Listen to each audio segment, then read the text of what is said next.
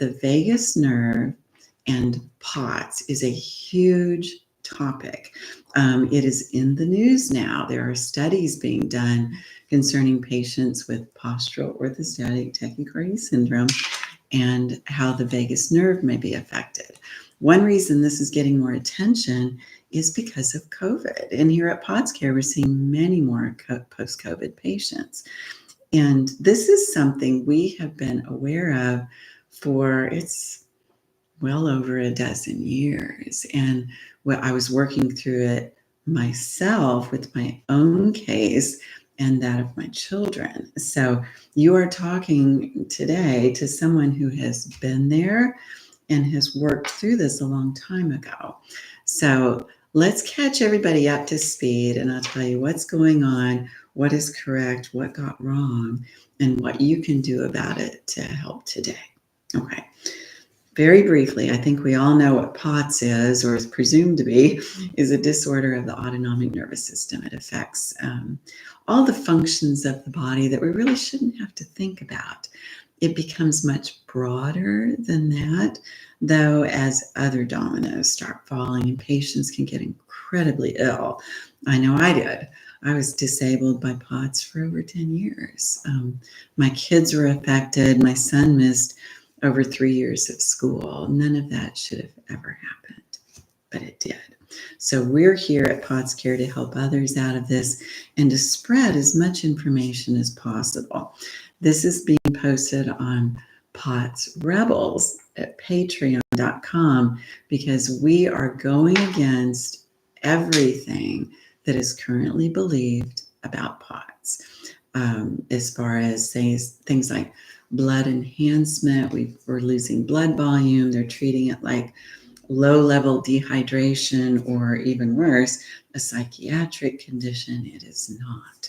It is a brutal condition with many underlying problems, and everybody's different. So we look at POTS Care first at the commonalities among patients that makes them end up in the same place. And then we can go to the differences in every case. And that's one thing we're here to talk about today.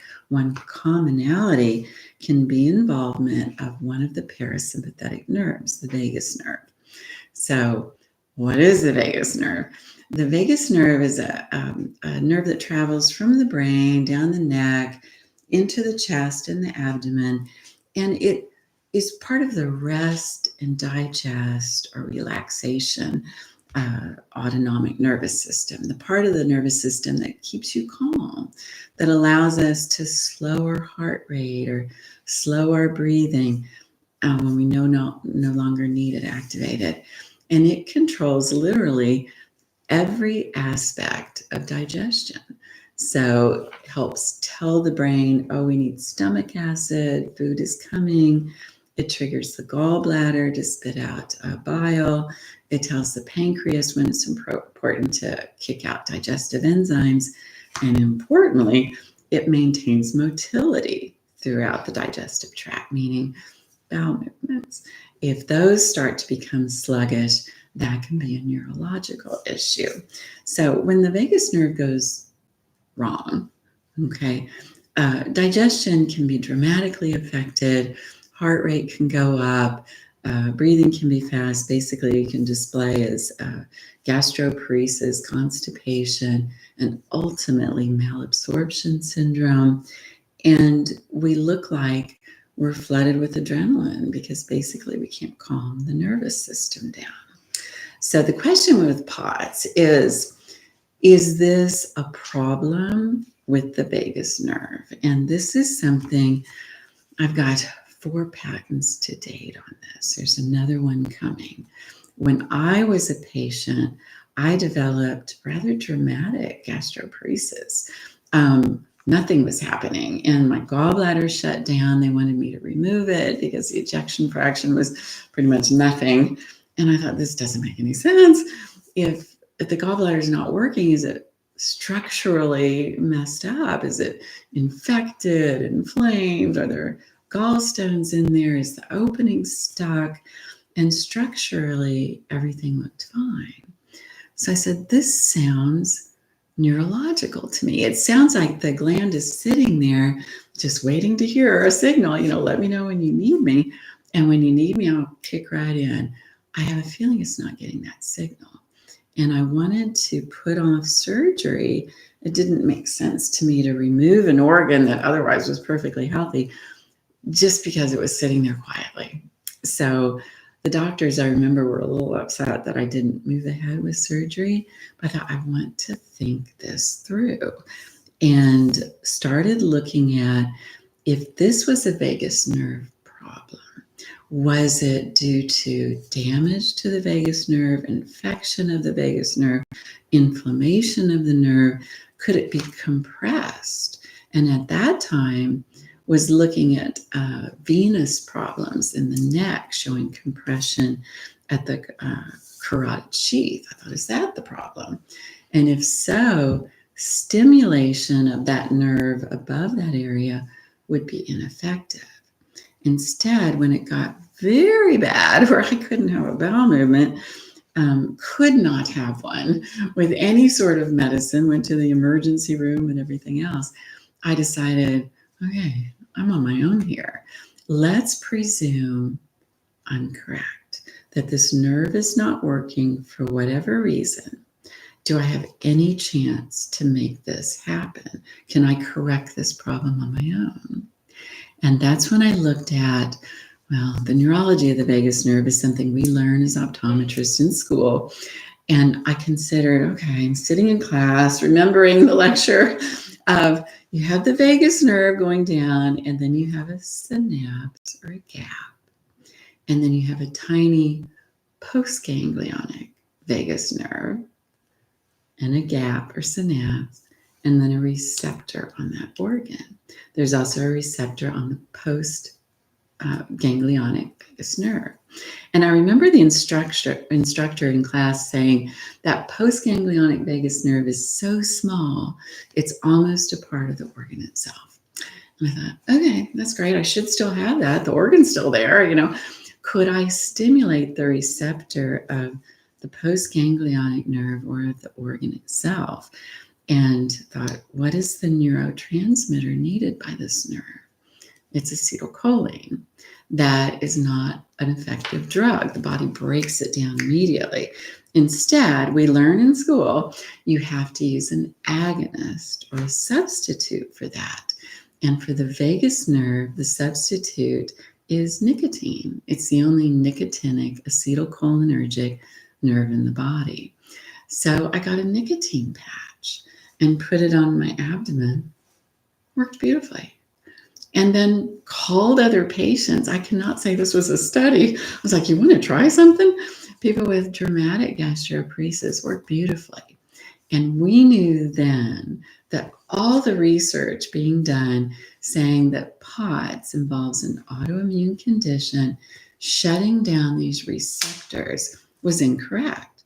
The receptors worked great. Okay, we were able to prove that by giving it an agonist, and the receptor immediately responded. So all that research looking for that rare autoimmune condition, we just threw that out the window and said, instead, is this a vagus nerve problem or is this a neurotransmitter problem? And to figure that out, I sent out signs and symptoms spreadsheets over about 3.5 years to patients with POTS, with EDS, with fibromyalgia, and interestingly, post-traumatic stress disorder, because there's some autonomic disturbances there. And in those symptom checklists, I tucked about 38 symptoms of basically anticholinergic syndrome, where acetylcholine, the neurotransmitter, gets so low, you start to show symptoms. And indeed, the majority of patients displayed the majority of those symptoms. So I knew this was bigger than a vagus nerve problem. If we're going to help other people, we want to get that nerve working. We can't use nicotine because it's so inflammatory. And in my case, 4 days of use, I was purple. I was hivey and everything else. That's a problem. But it proved the point for us. and then started looking at these other symptoms of anticholinergic syndrome, like large pupils, light sensitivity, flushing, mood disorders, etc. Yes, patients showed that too. So this was a bigger problem. This is not a vagus nerve problem in POTS. Okay, this is a neurotransmitter problem, and we can put that neurotransmitter back. What I did was started working on a way to do this orally. We couldn't use nicotine, that's too inflammatory.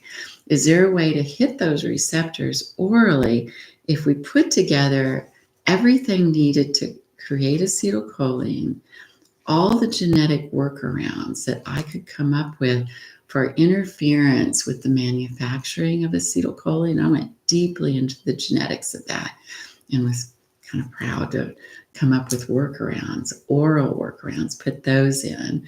And then as we get more malabsorption syndrome, you can get low in some ingredients that are necessary for the manufacturing of acetylcholine, put those in. It needed to cross the blood-brain barrier.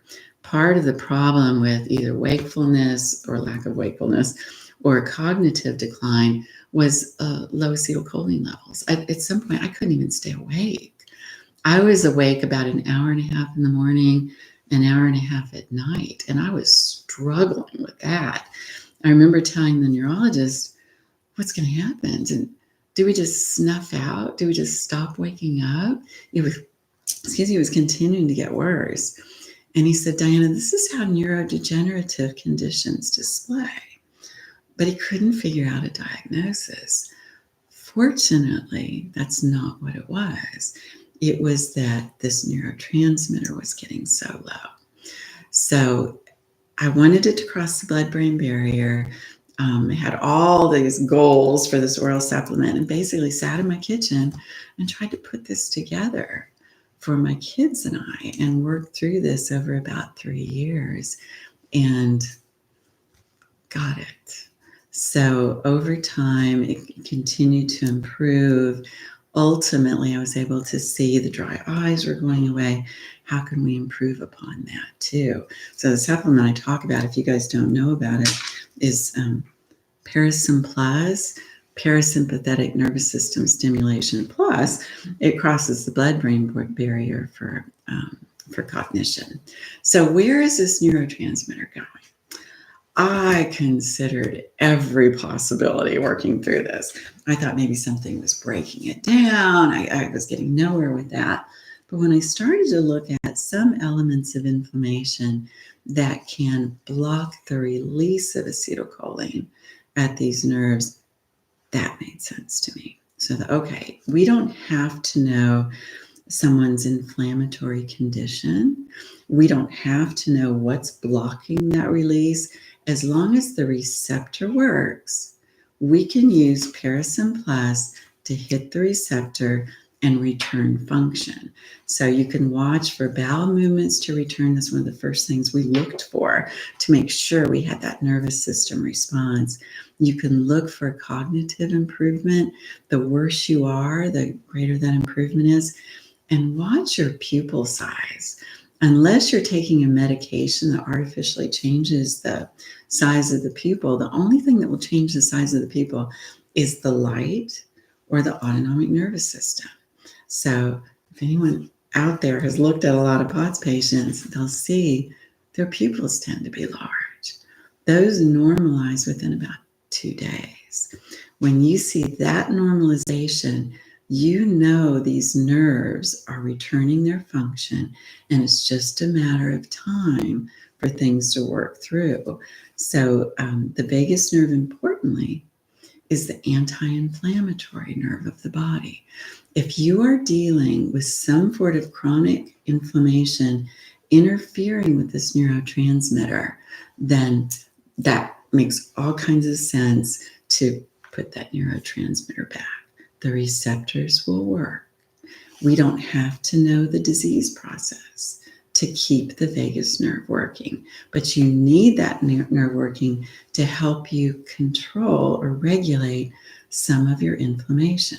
How ironic is it that an inflammatory condition can interfere with the very nerve that helps us control inflammation. And that's one reason of many that we see so many patients spiral downward. Inflammation does damage, then it causes more inflammation, and the nerve to help is not working well. It can get really ugly. So, do we need to stimulate the nerve? No. This is an autonomic nerve, meaning it works all by itself. It is not your responsibility to control that nerve.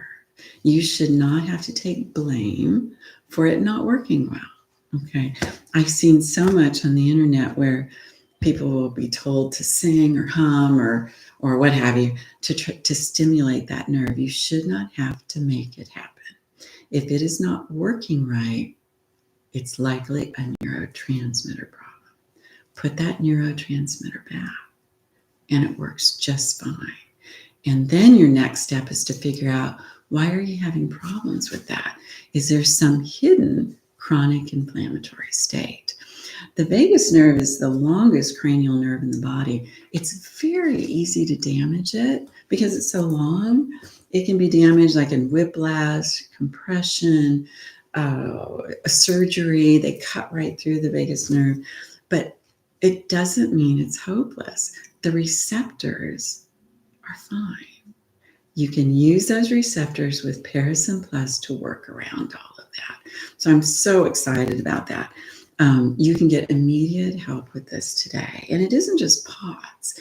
There are plenty of chronic inflammatory conditions that this tends to occur in.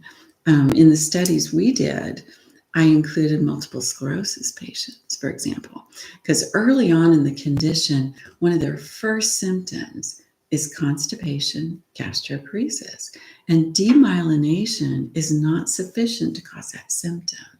They are also inflammatory patients. And interestingly, when they have flares, they develop POTS symptoms.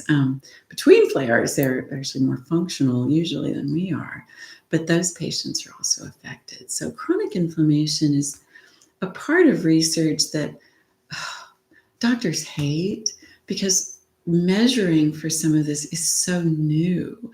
It's not usually something they learn in medical school to take forward into their practice. So the first inflammatory cytokine, I believe, was introduced like in 1993 or something, which is fairly new on the research horizon. So someday, chronic inflammatory conditions won't be considered invisible. We as patients will not get ignored. We'll be able to measure these things. We'll have labels that are much more appropriate than things like POTS. POTS implies it's a heart problem. It's not a heart problem. It's the heart's reacting to something in the majority of cases. So we need different labels based on what I'd like to see are the genetics of this. What gene tripped us up to run into this problem? Why did our bodies specifically overreact in some way? Why can't our bodies regulate something that other people regulate just fine? So if we could have something objective genetically and say, oh, here it is. If that's not controlled properly, these things go wrong in the blood. Oh, here that is. It just ties up everything together beautifully with a little bow, and patients get validated appropriately. That's one of the goals. We want to release that. In my lifetime, we have got to change this. So at POTS Rebels, again, we're going against everything that is being said about POTS. Instead, we're going for inflammatory POTS in the majority of cases, causing dominoes to fall. And every case is complex, but as long as we treat it like dehydration or anxiety or lack of exercise and poor nutrition, we will never get there. This is so much more complex than that. So, all right, I'm going to take a breath. Let me look at some of these questions. Kelly asks, what causes problems with the vagus nerve? That's where everybody's different. Okay, it can be damaged, it can be compressed, the neurotransmitter might not get released, but in most cases we see, inflammatory cases, it isn't a vagus nerve problem. It's a neurotransmitter problem, causing the vagus nerve to not work well, but it causes bigger problems than that. And that is somewhat evident by looking in the eyes. And of course, I'm an optometrist, so I looked in the eyes first. The pupils tend to be large. That's a parasympathetic function, but it's not a nicotinic vagus nerve problem. It's a muscarinic problem. Different receptor, same neurotransmitter. Cognition decline when acetylcholine goes down too. So I think we need to step away to some degree from thinking of this as a vagus nerve problem. We need to stimulate the vagus nerve. It's a bigger problem than that in the majority of cases. And then you can have a damaged nerve. You can cut right through that nerve. It's okay. You still have the receptors. As long as those organs have not been surgically removed, you can use those receptors to cause the neurology to work properly. So let me see. The thought on, Charlie's asking about the thought on vagus nerve stimulators. This is such a good question. And again, I considered this a long time ago. It was probably, a dozen years ago. Serbomed had just come out with their little ear one, and I talked to them. They were in Germany. I said, we're considering trying to stimulate this vagus nerve, but we're also thinking that it might be damaged at the neck or compressed.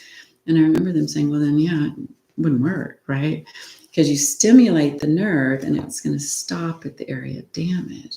Yeah, that's true. And then it wasn't until later I realized this isn't a vagus nerve problem. It's an acetylcholine problem. You do not have to get as sick as I do to benefit from boosting acetylcholine for the brain. You do not have to get to the point where, like, I couldn't stay awake. I had literally zero short-term memory. They tested me for disability. There was nothing there. I would even look at my daughter and my niece, and I'd have trouble labeling them. It wasn't like I didn't know who my daughter was. I could point to her. But I couldn't say, that's my daughter, that's my niece. My niece is my sister's daughter. They're cousins. I couldn't quite put it all together. That was purely the acetylcholine problem. And my son and I both got extraordinarily dry eyes. I remember him blinking and kind of rolling his eyes around when he blinked to try to get moisture on his eyes. And I thought, we have got to figure this out, or he's going to blink goofy the rest of his life. It could end up being like a tic. And fortunately, he figured it out. So tear production responded fairly quickly, which makes me excited as an eye doctor to be able to help people with that.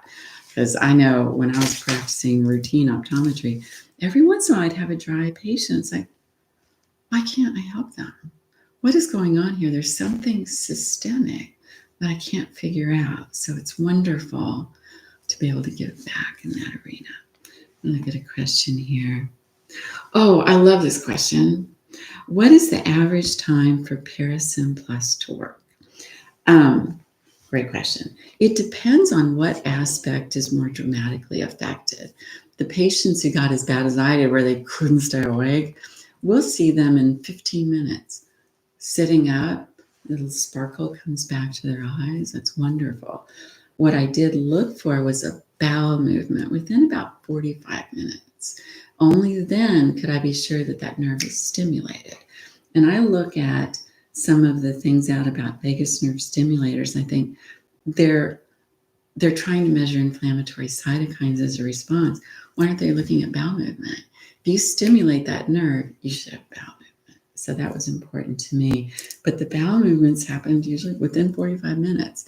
Unless there's some obstruction or there's impaction or there's just nothing in there, which sometimes can happen, you should see a bowel movement. The dry eyes, when the pupils get smaller, which takes about 2 days of use, as soon as you see your pupils smaller, you know those muscarinic receptors are working. Tear production is going up. So the study on dry eyes, we allowed about a month, about 4 weeks, for the cornea to heal, the effects of the dryness to ease, and then importantly, it was stimulating the vagus nerve, the anti-inflammatory nerve, and it would help with some of the ocular inflammation involved in that dry eye. So with dry eyes, the tear production starts within a day or two, but the total effect, including reducing inflammation and healing of the eye, could take as long as 4 weeks or so.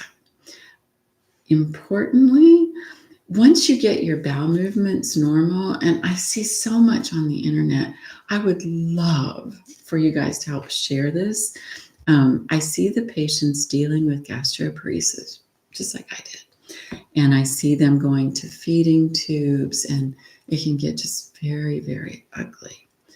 I was hallucinating. My malabsorption got so bad. My son was breaking bones. He broke his arm putting on his coat. Throwing a ball, he broke his arm. He was so fragile.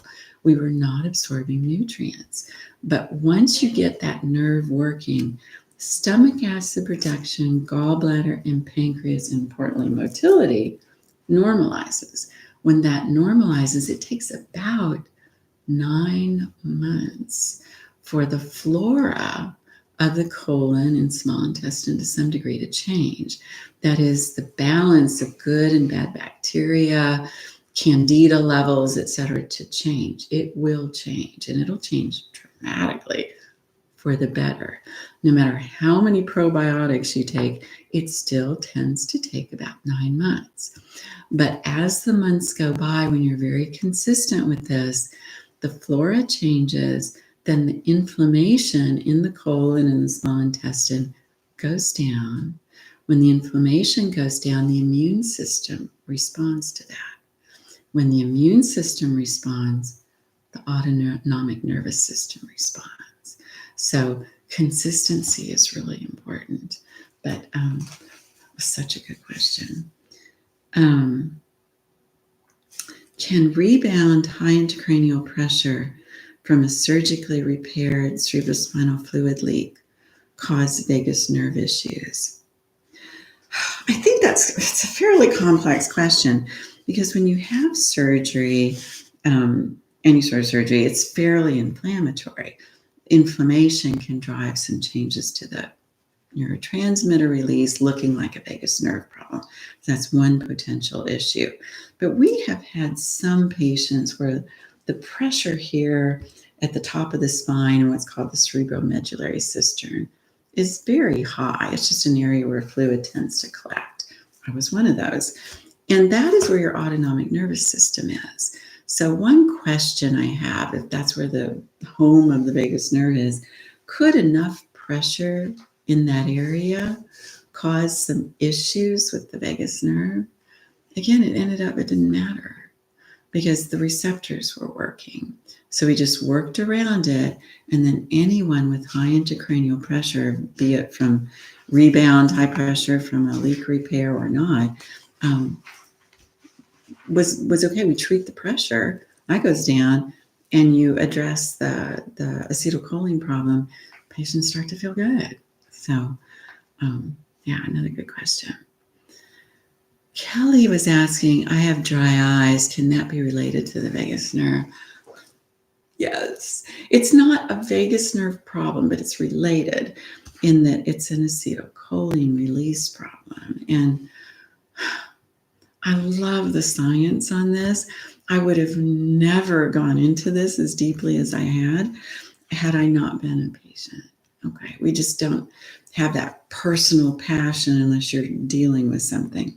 But something that got missed, and I understand how this got missed, but I'm so excited to share it with eye doctors, is that when acetylcholine release is blocked by inflammation, the vagus nerve is affected, and systemically, inflammation goes up. That includes the eyes.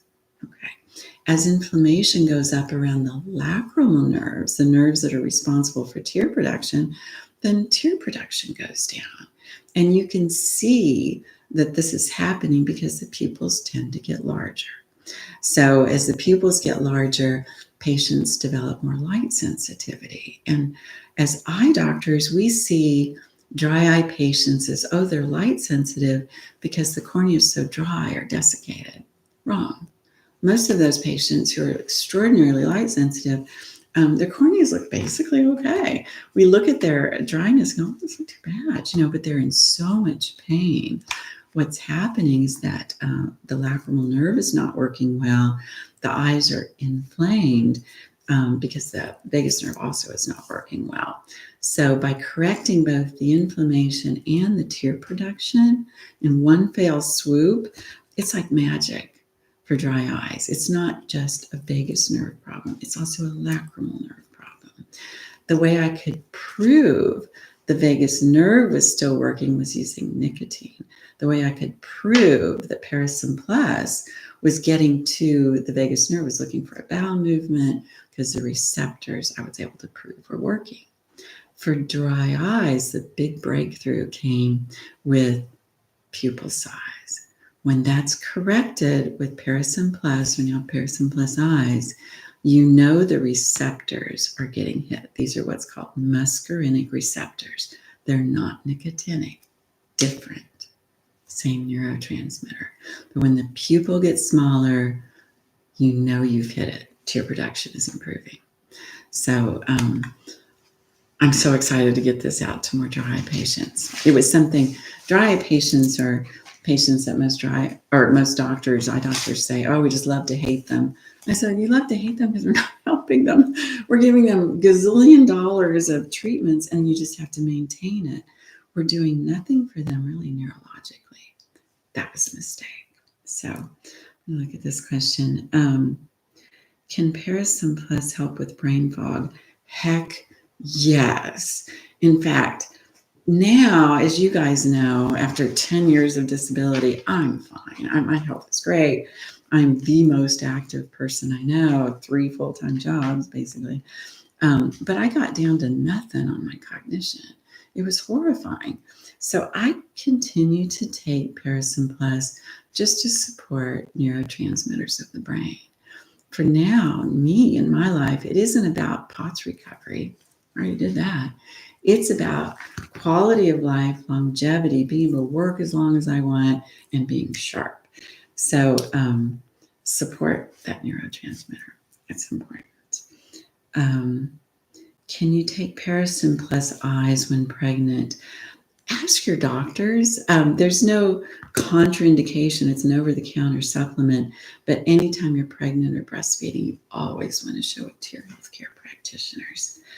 One other question. If I'm in a POTS flare, I love that term for many reasons, for the past 3 months, is it likely due to lack of acetylcholine?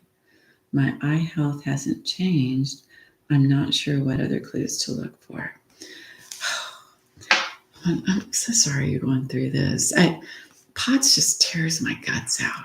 It really does, because it was such a brutal journey for my family. I know you're going through something here. You kind of reflect the thinking that I had when I was a patient, just using the term POTS flare. If this was a psychiatric condition or due to dehydration, poor nutrition, or what have you, we shouldn't have these flares that make us so sick, right?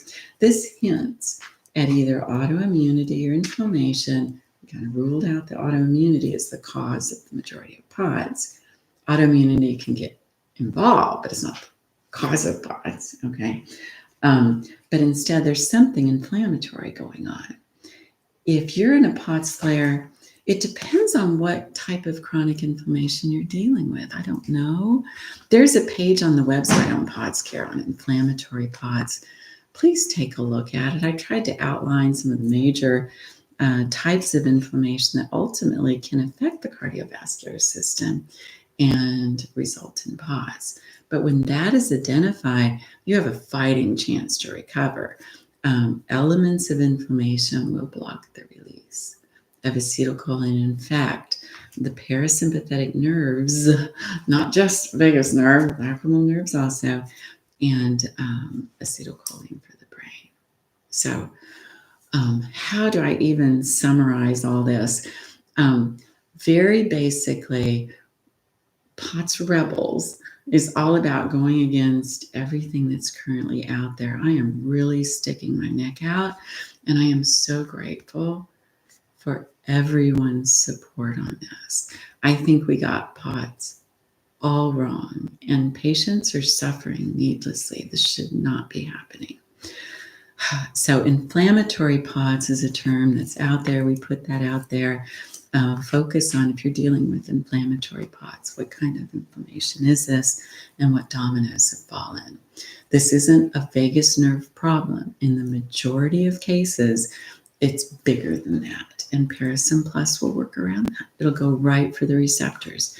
You don't have to figure out your genes. You don't have to figure out if the vagus nerve is cut, infected, compressed, whatever. It doesn't matter. The receptors work just fine. So Parasym Plus is out there to help you today. We'll be releasing more information as we go. I'm excited to do so. It's my life's mission to change this. This should not be happening for patients. Hang in there. There is always hope. Never give up.